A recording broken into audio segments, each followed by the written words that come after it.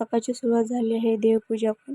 मस्त अशी देवपूजा केली. सकाळ सकाळी देवपूजा केली तर खूप बरं वाटतं. त्यानंतर देवपूजा केल्यानंतर शेंगा साफ केलं. शेंगा साफ केल्यानंतर मुगाचे शेंगा आणले होते, साफ केले. खिचडी भात केलं.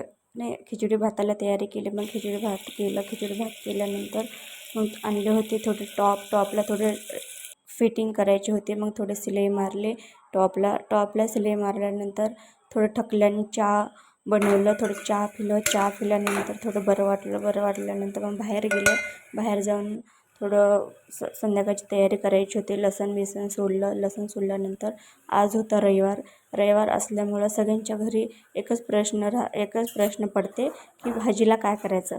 मग मस्त माझ्या मिस्टरांनी आणलं आहे मटणची बनवली भाजी. मग एका साईडला भात ठेवलं. भात केल्यानंतर आमच्या घरी ज्वारीची भाकरी बनते. मग ज्वारीची भाकरी बनवलं.